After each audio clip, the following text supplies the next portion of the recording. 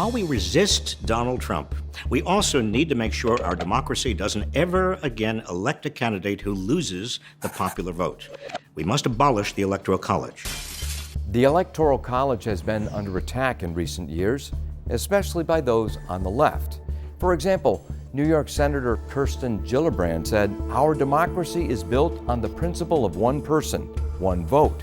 It can't function until we restore that principle. It's time to abolish the Electoral College," end quote. Critics counter, we've had the Electoral College since the beginning of our constitutional republic. One of the most direct attacks on election integrity is the campaign to overturn the Electoral College and get rid of it. And the Electoral College was bequeathed to us by our founders in the Constitution for a couple good reasons. One, it prevented just highly packed urban areas from dominating elections. And two, it spread power out. So politicians would have to face the whole country, not just a couple selected areas. So it's really helped create the idea of a self-governing republic that's representative, not a direct democracy, which is something the founders warned about. They said that that would maybe lead to tyranny, mob rule. The concept of the Electoral College is in the Constitution, so how can they try and abolish it? The campaign to get rid of the Electoral College is taking the form of the Interstate Compact Initiative. And by that I mean votes within state legislatures that say that if a certain candidate wins the popular vote across America, that state's electoral votes go to that candidate regardless of how the people in that state voted. So they're working hard trying to legislate the Interstate Electoral College Compact in other states. This is very dangerous. Hillary Clinton has called the Electoral College a little troubling, but constitutional scholars note that the concept is found right in our nation's governing document, just not by that name. The Electoral College is a process that was put in place to safeguard the safety of the voters and to make sure that every state has a voice and has representation. So if you look at the popular vote versus the Electoral College process, the founders specifically put that in place as a mechanism to protect the smaller states and make sure that they do have a voice in the election. They believed in states' rights and the ability of localities and local people to run their lives. And the idea of letting some national government start to control everyone's lives and become so powerful was not appealing to them. And so they established the Electoral College to ensure that each state had a more fair sense of representation, that they couldn't just be ignored during these presidential elections. And it's been a major roadblock for progressives, and they know that. And progressives want to eliminate the Electoral College so that they can only focus on the biggest states, California, Illinois, New York, Florida, and ignore all of what they refer to as the flyover states, states like my home state of Iowa. And you know, this is middle America, and the one thing that Democrats really don't have any patience for is middle America. As candidates campaign in various parts of the country, not just in the big cities, we see at work the design of the Founding Fathers to get voters in all American regions to participate in elections. When you see the attempts by the left to get rid of the Electoral College and the electoral vote process, you see them attempting to reverse the wisdom of our Founding Fathers. Our founders, having the opportunity to explore every form of government that existed prior to the formation of the United States of America under the Constitution, rejected the idea of an absolute democracy. They referred to an absolute democracy as a tyranny of the majority. They described an absolute democracy as mobocracy.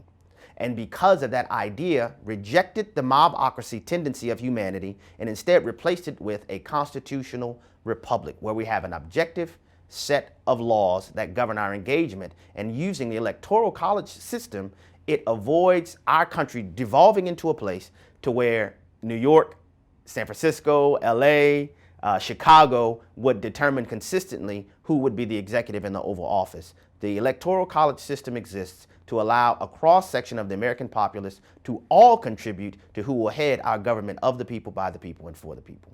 What would it mean for the country if the left somehow did abolish the Electoral College or effectively nullified it? If you look at the 2016 election, Hillary Clinton prevailed in California by 4 million votes. That exceeds her national popular vote total that supposedly was more than President Trump's.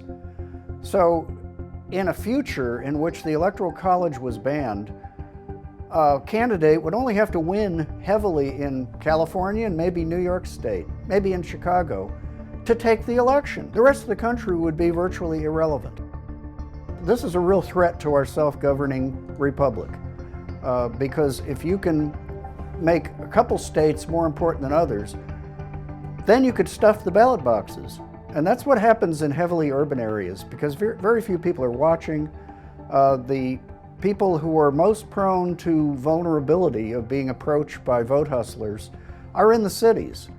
They're approached and told that they will have favors done for them if they just will hand over their ballots, if they'll just sign something.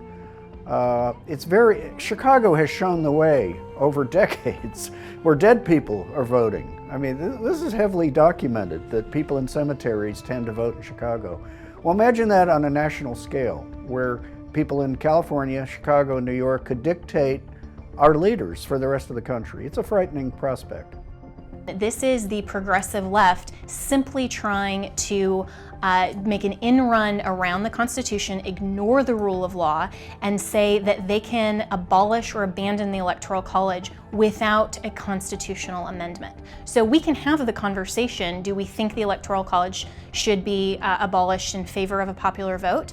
But we have to have that within the context of Article 5, which is the constitutional amendments process. The state legislatures do not have the ability to unilaterally amend the U.S. Constitution.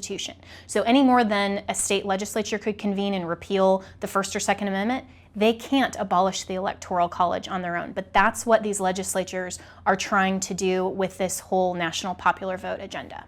My great concern, even being a Californian, is that if the Electoral College is ever abolished, it would really become a race between San Francisco, Silicon Valley, Hollywood, New York, Chicago.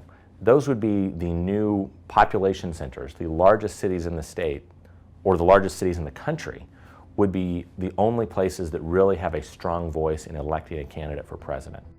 So it's unconstitutional for the national popular vote to go through the state legislatures because state legislatures do not have any power to amend the U.S. Constitution. In Article 5, there are only two ways to do that, and we've done it 27 times in our nation's history, but an amendment for the Constitution has to either go through Congress and then have a supermajority in both houses and then be ratified by 3/4 of the states, or it has to go through the states convening in a convention of the states and essentially act as a Congress to then pass amendments, and then those amendments would still have to be ratified by 3/4 of the states. We in the history of our country have never called a convention of the states. We have always gone through Congress, but those are the only two ways, and they are precisely set out in Article 5 as the only ways to amend the U.S. Constitution. So the states cannot abolish the Electoral College.